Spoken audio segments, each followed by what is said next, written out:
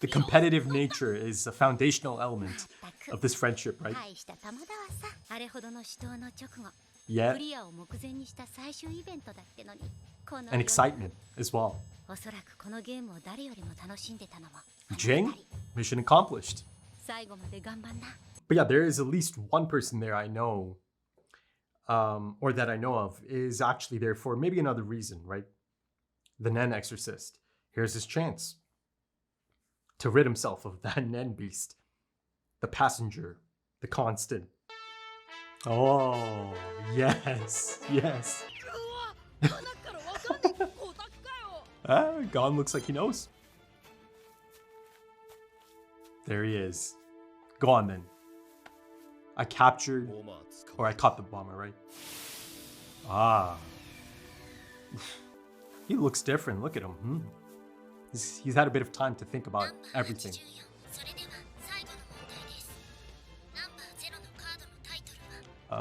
Ruler's Blessing. Yeah, E. It's gotta be him. It's gotta be him. It's him. Ah, look at that. So authentic. I'm so smiley. Hey, look at this.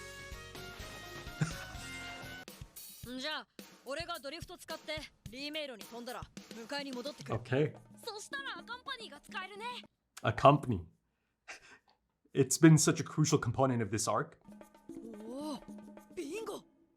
Ooh. Gorenu? Gorenu? Oh, look at him. He's proud. 確かに最初に会った時に比べて、あの少年2人は格段に強くなった。だがゲンスルーと比較すると力不足だったのは明らか。策を練りうまくやったのだろう。Sure did. Sure did. Whoa, I kind of got chills again thinking about it. 成功報酬はお前たちにくれてやる。He's got bigger fish to fry. マグネティックフォースオン。クロロルシルフル。AKA Hisoka. But yeah, magnetic force in a company, right? 俺は一足先に現実に戻り、常年で大儲けだ。A fortune, eh? Big handsome payday. Hopefully.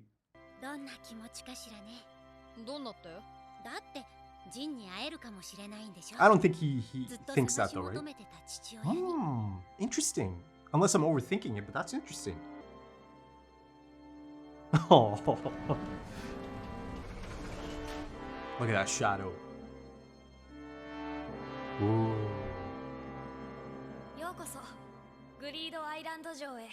Hey, he's quite young.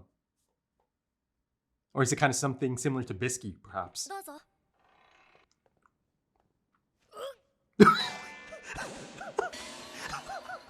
That reaction. Okay, this is kind of charming.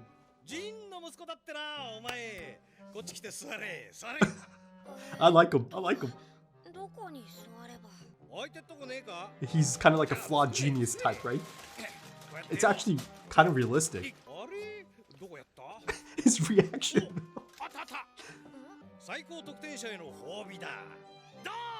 I love how like card number 0 is just in the trash.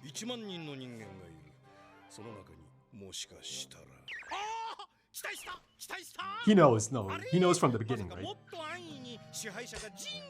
I like him, he's a troll.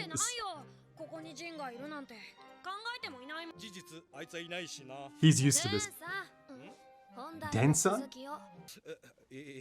Yeah. I love this guy. Look at this, again. Digs out of the trash, the pile. That's the big prize. Ooh, look at this, gears are turning. Fair enough, fair enough. I know Bisky's card. The other two could be interesting though, right?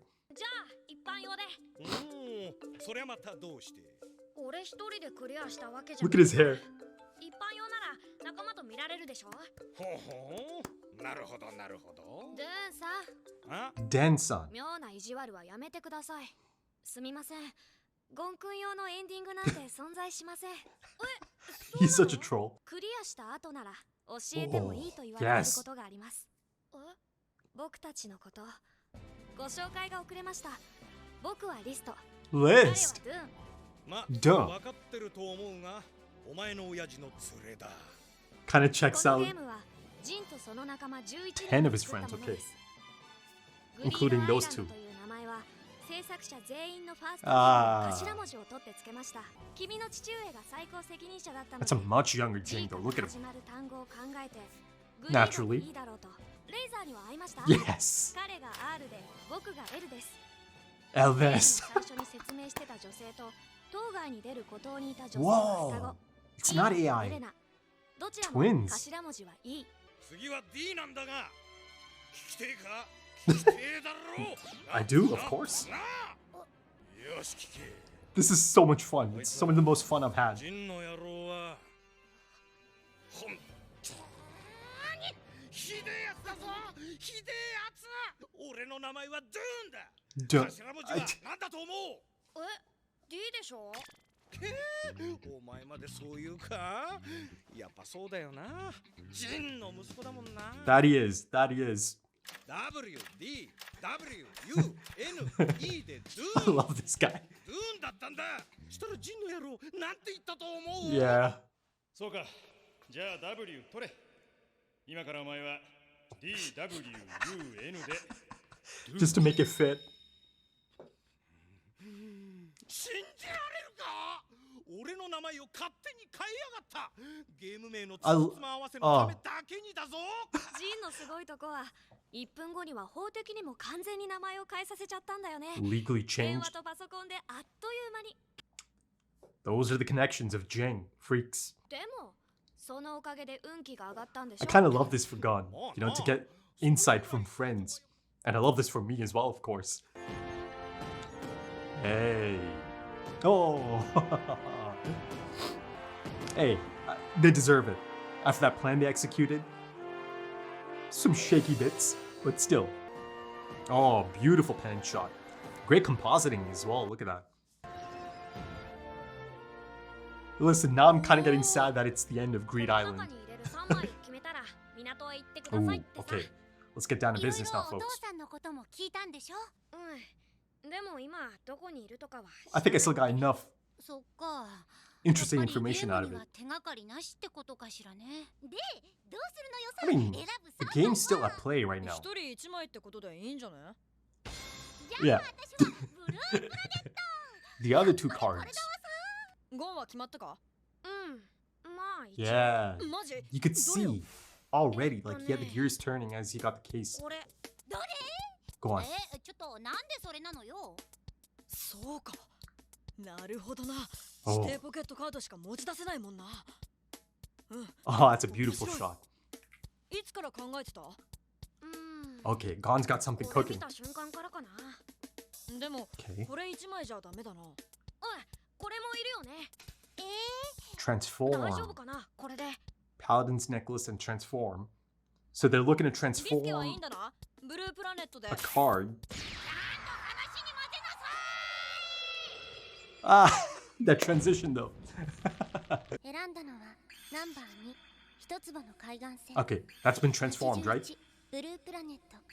84、聖騎士の首飾り。 Paladin's necklace. The real question is the actual card behind Patch of あり Shore. がとう。エレナさん。 Hey. 覚えてくれたの？さようなら。 Oh, and they're gone. Oh, これで現実に戻ってきたのかな。 never 知らな left. いね。ま Yeah. あ、あっちも現実の一部だったしな。ちょっと早くバインダー出してみてよ。ブックゲイン。 Love that for her. 夢にまで見たブループラネット。なんて呼ぼうかしら。ブラちゃん。 Flat かしら。ブラネちゃん。 Planet Chun, that's the one. じゃあ早速行くか。Okay. And now the paladin's necklace almost immediately kind of calls it out, right? Changes it back. Ooh. They should tell me. A company. Of course.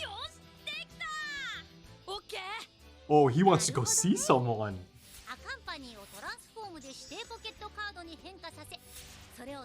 Ah, okay, yeah. So I was close. But not magnetic force, a company. Because he wants to, yeah. 俺が一番でゲームに入り、スタート地点でキルアを待ってた時、近くには誰もいなかった。Love that shot. つまり、俺がゲーム内で最初に会ったのは2番目に入ってきたゴレイヌさんのはず。Should have been.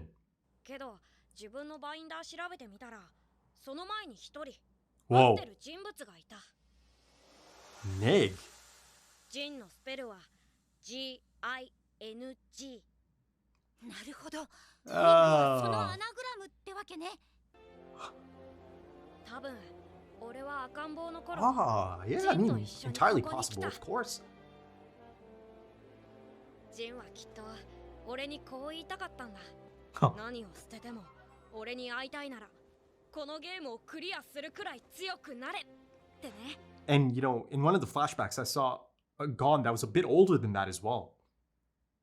So this is it? 大したもんだわさ。その執念。ジンに会ったらまず It seems like it's a bit too early for that. It's only 75, キルアを episode 紹介 75. するよ。 That's why he needs a company, right? He wanted to take Killua. よせよ。はずいだろ。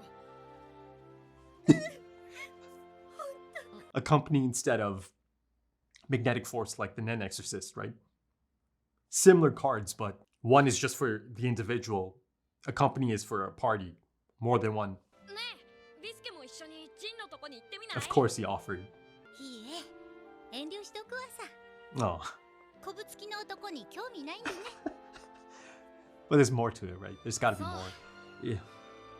Oh. これ以上一緒にいたら本当に親の気持ち Right. になっちゃう Internal monologue, right? Go on, yeah. ありがとうございました。ボス。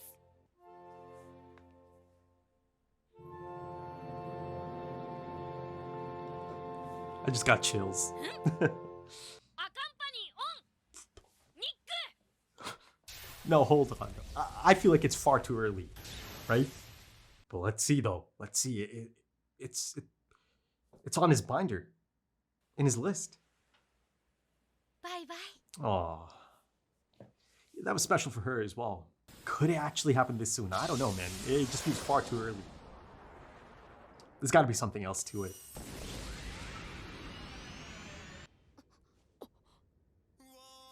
Oh no! 父が作ったゲームをクリアし、一回りたくましくなったゴン。 Absolutely, yeah. 向かった先にいたのは、果たしてジン。 I don't think so, but okay, episode 75. You know, that right there is easily one of the most enjoyable episodes of the anime, right? It's legitimately some of the most fun I've had, you know, watching this anime. Truly. And, you know, sometimes, you know, standout episodes don't have to be episodes that are, you know, because of standout writing, right? Because of, you know, incredible highs or, you know, big revelations or, you know, character progression moments, character revelation moments. Of course, all of that is really quite important. It is. It just is. And, you know, I've had my share of that in this anime already as well. But, you know, there is something to be said about these types of episodes. Just delightful, wholesome episodes. You know, episodes that kind of feel like a payoff, right? Like a deserved, I don't know, dessert almost, right? And, you know, this type of episode is an episode or a type of episode that I've seen quite a bit in my time as a fan, as a longtime fan of One Piece.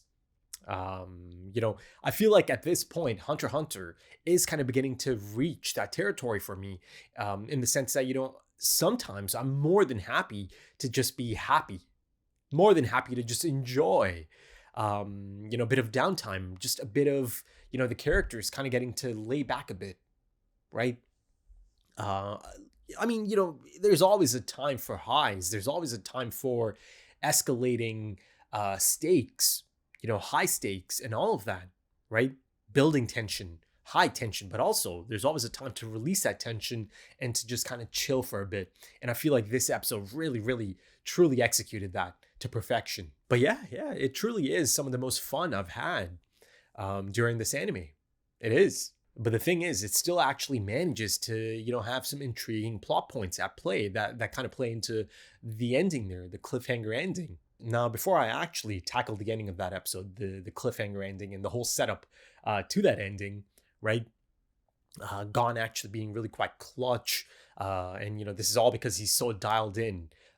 He truly, truly enjoyed Great Island. I mean, he really took it on. He took it to heart.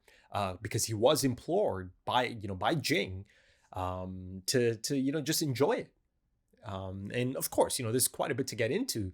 But, the thing that's kind of lingering in my mind right now is that for the first time, perhaps, it doesn't feel like I have a distinct direction, for the upcoming arc, the next arc.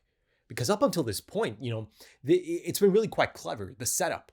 Now, right from the beginning of the anime, the Hunter exam arc, in its concluding phase, or near its conclusion, there's setup, right? There's really clear and distinct setup for the roadmap, perhaps, right? At least a skeleton, right? In terms of how characters kind of might progress from that point on based on the choices that have been made or how things have kind of concluded, right? And of course, from that point on, the motivations at hand. So, at that point, really quite clear that, Killua kind of had to go back. I kind of almost said made the choice. Yes, he chooses to, kind of go back home. But, again, it's not something he actually really, truly, wanted to do at that point.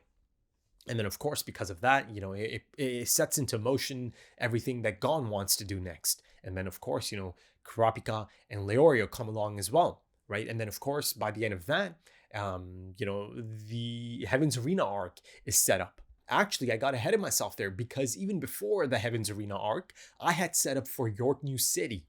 Right. All of them are supposed to meet. And then, of course, Kurapika's revelation through that quick flashback that indeed, Hisoka told him that he's got some information that he might find really quite useful about the spider. Right. So join me or, meet me in York New City. So yeah, a lot of setup as far as the roadmap goes. And then of course there's the mini arc back home, right? Gon's home this time. And before they do depart for York New City, Great Island is also set up. And then of course, York New City kind of stages that, doesn't it? The Kurapika aspect of it, the Great Island aspect of it. And then of course the iconic introduction of the Phantom Troop as well, the spiders. So yeah, up until this point, the next phase, the next, potential arc or the direction the story might be heading into, it's been quite clear. But this time it's a bit different because at this point, I legitimately do not know the direction the story is heading into. The potential story arc that might be at play next, right? Now again, a lot of it kind of rests on, the big moments, right? This kind of goes into the cliffhanger, the identity of the person that's sitting there fishing, right? Of course they're fishing. Of course they are. So yeah, maybe once I find out the identity of this person, of this individual who is, in Gon and Killua's mind at this point meant to be Ging, right? They truly think it's Ging. Gon certainly believes this should be Ging. Now, my thought on the matter is that it feels far too early, right? And it just kind of goes against everything I've learned about Ging so far. It just kind of dictates everything I know about Ging up until this point. And even including the things I learned in this episode about Ging through his collection of friends that I get to meet. And, that's really quite exciting. That's one of the standouts for me in this episode as well. And one of the reasons it was so enjoyable, right? Gon getting to meet them. And then, of course, everything playing out, right? A lot of fun to be had there. But yeah, to me, it does feel like it's a bit too early at this point. Far too early, actually. I just got to the midpoint of the anime as far as the episode count goes, at least. And the possibility of the journey ending this early on, the journey to find Ging And if you kind of listen to Bisky and that that line of dialogue, the father he's been searching for this entire time. Now, there I kind of mentioned, okay, am I possibly overthinking it, right? But my train of thought there, allowed me to go off on a quick tangent. I promise I'll return to the cliffhanger there. My train of thought there, or my line of thinking there, is that, okay, after spending a bit of time, actually a significant amount of time, it's been a few months at this point, is this Bisky's understanding of Gon, the reasoning for all of it? Is this her read on Gon, right? That he truly does, kind of need a father figure, or he yearns for that father figure. He needs that father figure in his life, right? Again, looking at it from Bisky's perspective, possibly, right? But see, that's the thing though. These terms, father and Ging, are not synonymous at this point of the anime. And again, Bisky has spent a significant amount of time here with Gon, right? And listen, this is again someone that is quite experienced, someone that's been around, someone that understands quite a bit. She's able to pick up on things. She's able to have a read on children, perhaps. Now, that being said, her legitimate final goodbye, it's really quite somber. It kind of ends off on quite a sad note, right? Or you feel the sadness within Bisky, right? The bye-bye. As she slowly brings her hand down, as she sees them kind of zoom off. Again, using that iconic accompany card rather than magnetic force, right? Magnetic force does not even come into the plan at all, right? Gon does not even think of that possibility. There's only one possibility in his mind. There's only one thought in his mind. It's got to be a company, because he's got to show Killua to Ging. He's got to introduce Killua to Ging. And of course, beyond that, the line of thinking is really as simple as, okay, yeah, Killua he's going to be joining me. That's like a foregone conclusion in Gon's mind, right? So again, magnetic force does not even come into the equation. But yeah, going back to Bisky's emotional and somber goodbye, you almost immediately feel the hole that it's left behind. Or rather, it's reminded her of that hole once again, that hollowness, within. Because here in the final moments of Greed Island, after the significant amount of time that they have spent together, you can tell. And I even spoke of it, right, in the last episode's discussion, or actually 2 episodes ago at this point. That there is this attachment that she does kind of have towards both Gon and Killua. It's this maternal attachment that she does have. And even in that internal monologue, it's all about not becoming too attached. I mean, it's too late for that. She has become attached, and that's the reason it is a little bit of a sad goodbye, right? You feel it, you truly feel it. And once again, I kind of have to credit the voice actor for that as well, for Bisky. Bisky is at a certain stage of her life, and she does not have kids of her own. And of course, this kind of connects to some of the other points I made from a few episodes ago, right? The notion or the possibility of body dysmorphia. I mean, it's there, it's certainly there. This idea of her not feeling comfortable in her own skin, right? So she's had a lot of challenging years. So, the idea of having kids is not one that's been high on the list. But I do believe that she might feel that it is something that's been missing from her life as well, right? That she, much like how Gon yearns for, I suppose, that father, and that's how she put it, she might be in a similar position, but the opposite, right? She yearns for children of her own. But yeah, of course, all good things come to an end, and I wasn't really expecting her to continue on. But again, it's still sad. It's still sad to see it, to say goodbye to her. Because it just kind of hits you all of a sudden as well, right? Because up until the last episode, and even most of this episode, they're still kind of like a trio together, and then all of a sudden it just kind of sneaks up on you. They've got to say goodbye, right? Because she declined the offer to join Gon and Killua, right? A company, of course, can accommodate more than one person. That's the whole point of it, right? And I've seen that in action quite a bit, throughout this arc. And of course, Gon and Killua are really quite thankful, as they should be, right? As they should be, and they show their appreciation. Really quite reminiscent of, the goodbye they had with Master Wing, another really fantastic impact character who had a major role in Gon and Killua's growth, and their education. right? And the same is really, really quite applicable to Bisky as well. And again, that is Bisky's student as well, right? Gon and Killua's sensei from Heaven's Arena, Master Wing. So of course, Bisky played her part in kind of taking Gon and Killua to the next level, right? Facilitating the climb to the next level, right? The next few steps up the ladder.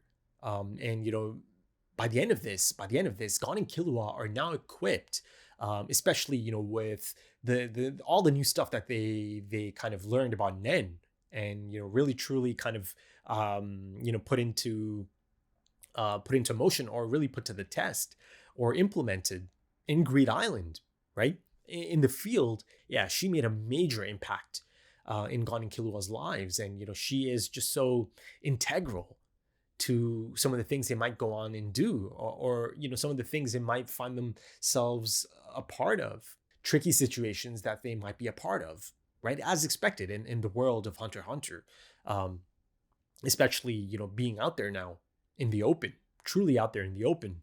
And yeah, it kind of takes me back to that point about not even having a small inclination of the next story arc ahead of me. Now it truly feels like into the unknown. But again, it still kind of hinges on the person that's sitting right there, the identity of that person. And the thing is, for some other reasons, right, beyond the actual, anime itself, I actually do think I might know who that is, right, based on how things have just played out, recommendations, and the original episode of Hunter x Hunter, or sorry, the original first episode of Hunter x Hunter from the 99 version of it. Just the timing of it all, the recommendations and the timing, all of that, it all kind of falls perfectly around this time, around, these episodes, 74, 75. So yeah, it's kind of almost impossible not to notice that aspect of it, or not put that piece of the puzzle together, right? You don't even have to really try once it gets to that point, and then you kind of look back at the recommendations and all of that. And listen, before I go any further, I'm not saying, oh, spoilers, oh, this is something I could have done, without. No. It's just how it is. And sometimes your mind just kind of puts two and two together. So there is a possibility that I do actually know who that might be, right? Because I certainly don't think it's Ging. That's my belief at this point. It just doesn't even feel right from a thematic component, or from a thematic perspective, because for the longest time now, again, it's been a long time, 75 episodes in, the whole journey aspect of it is one of the critical components, or crucial components of this hunt for Ging, right? And Ging knows this. He's known this, that Gon is going to go on quite the journey if he makes the choice to pursue me, right? And the things that are ahead of him, the things that are on the horizon for Gon, are going to be spectacular, right? Challenging stuff that is going to make him grow into a better hunter, perhaps a better man even. But yeah, it's a midpoint, and it still feels like there's quite a bit of a journey ahead of Gon, and Killua as well, who is accompanying him. And I've got to say, one of the standout moments, and maybe even one of the more crucial moments as far as gaining an understanding for Ging, or gaining any type of insight about Ging, these types of moments are really quite important. This quick flashback Gon had. Now, the thing is, it remains to be seen if that is something that Gon kind of just pictured in his mind, or if that's legitimately giving us a flashback of a younger Ging and baby Gon on Greed Island. Now, my thought is that actually is a quick flashback. That's how I take it. And Gon is on the right track. Essentially, he figures out that he must have been here as a baby, right? And that kind of plays into the whole, Gorenu was not the first person that was actually on his binder in the list. It's actually someone named Neg. And of course, he figures out that this is Ging, right? And then because of that, he kind of infers or deduces that, I must have been here as a baby, right? And it makes so much sense. It makes so much sense that he must have been there as a baby. And I mentioned that in a quick flashback, I saw a much older Gon, right? A toddler, but still much older than baby Gon. And this is that episode that's kind of focusing a bit on Mito-san and her feelings and her, role in all of this, and how things have kind of impacted her. I believe that is the episode. And they show me a quick glimpse of Ging carrying Gon. And again, he's much older at that point. So Gon actually has had a life, right? Before being left in the, trusting hands of Mito-san and Grandma. So that's always an interesting aspect of this, right? The missing pieces of that, those years. And it's certainly not something that Gon remembers or has memories of. They certainly haven't shown us anything in that regard. Gon kind of thinking back to maybe some experiences that he might have had before, again, living with Mito-san for good. But also, the pilot of the 99 version of it, there's some interesting differences in there for sure, right? Maybe even significant changes actually. Or differences rather. Now, I'm not sure if that episode's going to be up by now, or it still might come out after this. I kind of have to figure out how exactly I'll release it.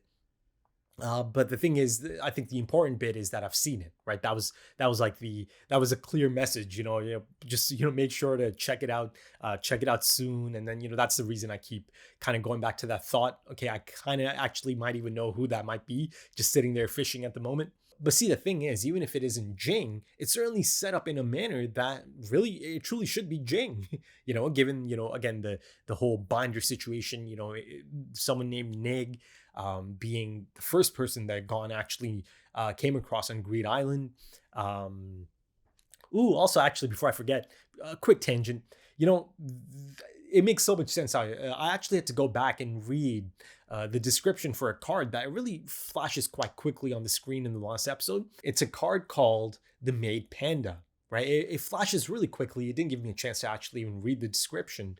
It was far too quick, but I did go back, and now it feels like it's such a deliberate choice to have that there, to introduce that so late, right before this episode as well, and specifically right before I get a quick flashback of Gon being on Greed Island as a baby. So reading the description of that card, it just makes so much sense, right? It goes hand in hand because it is something I can completely see Ging using, right, to kind of help him with the baby that he has. Because the crucial component of that description is that it is excellent at taking care of human children, right? So that just makes so much sense, right? So once upon a time, Gon as a baby might have been cared for by, one of these, characters from Greed Island, specifically the Maid Panda. But yeah, staying on Baby Gon and Ging, and going back to that point I was making a little bit earlier about, it being one of the standout moments of this episode and this arc, maybe even the anime as a whole, is of Ging holding Baby Gon. Just those few moments of Ging just looking out there, right? Just kind of thinking about the hopeful future, the potential future that this child is about to have, right? And that quick look down at Gon, and that smile on his face, I think it does kind of tell you quite a bit about the type of person Ging is. To me, it really truly felt like, he's excited for the future of this child and the chances that he might get to have, the experiences that he might get to have. Hell, he's probably hoping that his son gets to have all of the, the wonderful experiences that he himself had, right? That there's quite a bit for him out there. He's hopeful. To me, it just felt really quite, hopeful, and that, he does care about this kid, right? That he is happy. He is happy that he has a son. But also in terms of any potential speculation about his mother, right? Biological mother, that is. He just recently, brought Gon to Greed Island, right after his birth. Or the other possibility is that his biological mom actually gave birth on Greed Island, right? Again, it's a real place, right? It's a real place. And it's a real place to the point that some people, and this is something they kind of introduced really early on in the Greed Island arc, some people just make the choice to live their lives out in Greed Island, right? In that setting.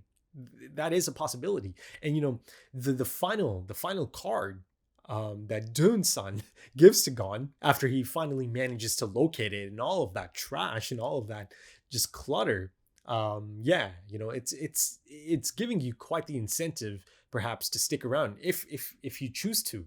And I'm speaking of Ruler's Blessing. But yeah, going back to the first name in Gon's binder, the really fascinating thing about this is that even though I don't think it is Ging sitting there right at the end, for, again, all those reasons I already kind of discussed, it should be Ging.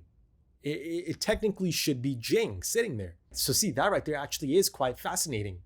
It's intriguing, even though it should be Ging, I don't think it is Ging. I feel really quite confident about it.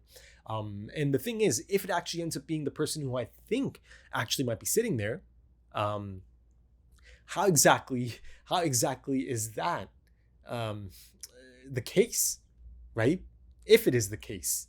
But yeah, let's shift the focus to one of the most enjoyable parts of this episode as well as a whole. Jing's friends, his collection of, unique, impressive, eccentric friends, right? You completely understand almost immediately how, Jing could be attracted to these types of individuals.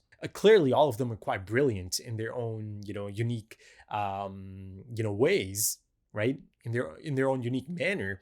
Look at someone like Dunsun, right? And it's funny that I don't really have a grasp on that name because, him explaining it to Gon, he was robbed of his actual name, because it was legally changed just because Jing wanted to make sure, they can use that name, Greed Island. He'll be fine. I'll make the call. I'll make the executive decision to legally change his name even, right? But yeah, this is, I don't know. I just really enjoyed that character, right? I called it charming. I know it's kind of strange, to hear that, right after I see someone who's a bit of a slob, absolute mess. I mean, Gon calls it a dump, and it is, But listen, I think many of you can agree that, there is something familiar about that. Now, maybe not to that level. This is like the extreme end of it, essentially, being a slob. But I don't know, something about him almost immediately resonated. I don't know, I again, I'm not saying I'm like, Dunsan. I don't know. It just makes him so much more authentic, so much more, grounded. That this type of person, who might just be a genius, who might just be really quite intelligent, impressive, useful, clearly quite useful. But beyond all of that, a friend of Jing's, and List is one of his oldest friends as well. So that little bit of detail, and it's of course during that rant about his name being stolen from him. And that even his oldest friend thought the beginning letter of his name is actually D, even though it isn't. That perhaps that's a bit of insight into the look of List, right? Because List, again, almost kind of looks like he's just a little bit older than Gon, but he's clearly not, right? It is something similar to Bisky, perhaps. Maybe not the exact same, mechanics, but there is something going on there. And also there's something so relatable and charming about, List and Dunsan being the complete opposites yet again. Like he said, it's one of his oldest friends. And of course I get a bit of insight as far as the origins of Greed Island, or at least the inception of the name of the game. And then of course I get a confirmation that the two girls, in the entrance and the exit they're actually human. They're people, rather than AI. That's just been kind of like set up, automated entrance. And it kind of makes sense now if you go all the way back, Tezagera telling them that you can only go in one by one, right? It makes sense that, it is someone human. It's an actual person who's kind of giving their full attention to each individual that kind of enters, right? And of course, from a practical sense, maybe, they can only handle one person at a time, right? And maybe that's by design as well, that they do want every single person to get that experience, right?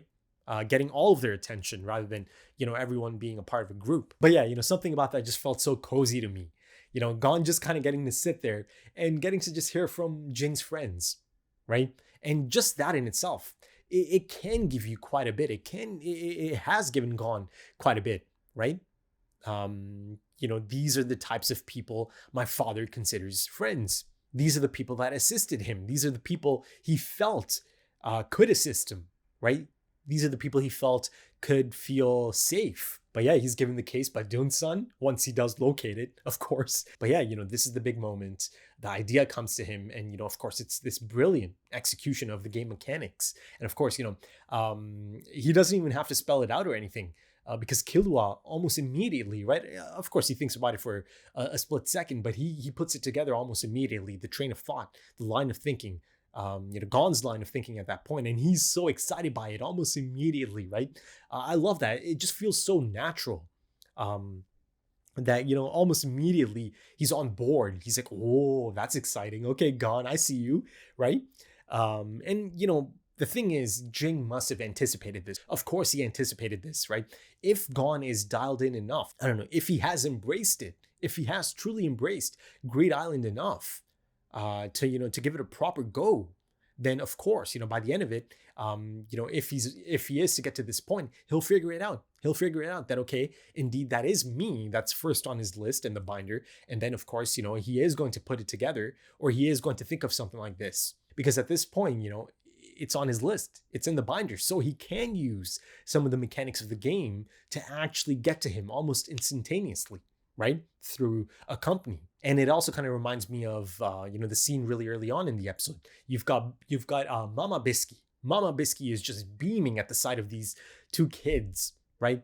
Just again, enjoying it, taking it in at that point, really dialed in after, the near-death experiences that they've just had, or, just the really tough few hours they've had against the bomber squad, right? But look at them, right? And again, that's the reason I said, she's like a beaming mother at that point. And, I think there's this line of dialogue. I think it might not have been continue, or keep going on, something like that. Keep doing it, something along those lines, right? She just wants to, see them embrace life in this capacity, right? But also going back to the brilliant, execution of the game mechanics, transforming the company card so they can kind of sneak out a free slot card as one of the prizes, right? And the thing to note here, or it shouldn't be forgotten, that, Killua almost immediately just gives up any notion of, picking out a card for himself, right? He's stumped at the moment, right? He's thinking, because of course, Bisky's card is, it's a lock. It's been a lock for a long time. And I was really quite happy that she finally got to see it, right? In the flesh. And there's a beautiful shot of her actually holding it up. Planet Chun, how about that? Love that. But yeah, that shot, it's this mesmerizing shot of it, isn't it? Almost immediately sells the feeling that Bisky might be having at that moment, right? Looking at this blue planet gemstone. But yeah, going back to Killua, it didn't even matter anymore. And listen, there's a lot of really interesting possibilities, a lot of interesting cards that, Killua could have picked from, right? Something that could assist him. But the moment he clocks Gon's plan, right? He's just so excited about it all. And, again, it's all about, assisting Gon, getting on board. And, there's that beautiful shot of Gon looking over at Killua and Killua's excitement after he figures it out. And of course, Gon thought that Killua is going to figure it out once he kind of looks at the two cards he's thinking of. So, another beautiful moment. But yeah, again, it's safe to say that Gon embraced it. He truly embraced Great Island and everything it's about. He truly embraced it, and he did enjoy it to its fullest, I think. And he learned so much from it, right? And, he knew. After a certain point, he knew, okay, a lot of this is by design. It's for me. It is for me. A lot of these things are for me to learn from, right? To take me to the next level. Again, up the ladder. But yeah, as far as Hisoka goes, as far as the Phantom Troop goes, in the next steps, the Nen Exorcist is on the move, right? And he's joined up with Hisoka, right? He's after that big payday. And, I said hopefully because I just kind of assumed up until this point, yeah, they'll pay him. But like, it's not, is it a guarantee that he'll get paid? I don't know. My first thought is that they'll pay him. Of course they'll pay him. So, that's the next phase of that, I suppose. In the end, the Phantom Troop didn't actually end up having the biggest role in the arc. But the thing is, it's fine. I actually don't feel like they needed to be a bigger part of this. It's there enough, or the Phantom Troop is there enough, that it kind of facilitates this aspect of it, right? How exactly they'll tackle, the conundrum, the Krollo Nen conundrum. The Kropika problem and all of that. So yeah, that's on the horizon. There's a beautiful shot of the Nen Exorcist actually joining Hisoka. So yeah, it'll be interesting to see how they come back into play at some point. right? Because again, I have no direction at this point as far as the next potential arc goes. Maybe I'll have a better, I think I'll have a better understanding of it perhaps, or better, I don't know, setup for it, maybe after the next few episodes. But yeah, I think that should do it for this one, folks. I'm still not actually 100% sure if that is like legitimately the final episode of Greed Island, right? Because again, you know, the I don't know, the cliffhanger is still kind of part of it. So perhaps I might still continue, you know, some of my thoughts on Greed Island into the next episode's discussion. But I feel that, you know, once I kind of get to the end of the next episode, or even at the midpoint of the next episode, I'll truly know if, you know, Greed Island is now, you know, firmly behind me. But again, I might still have some thoughts on Greed Island in the next episode's discussion as well. You know, it might be a bit of a hybrid. But yeah, if you enjoyed that, consider dropping a like, consider dropping some comments, give me your thoughts. If you are interested in early access, or, you know, full opacity, or timer-based full length, consider checking out the Patreon page and, you know, potentially supporting the channel in the process. The links are in the description and the pinned comment if you are interested. There's also links to social media if that's your thing. Right then, thank you so much for joining me, folks, and thank you for your time, because time is precious. It really is. And I do hope to see you again soon for episode 76. Let's find out who that person is, eh? Until then, take it easy.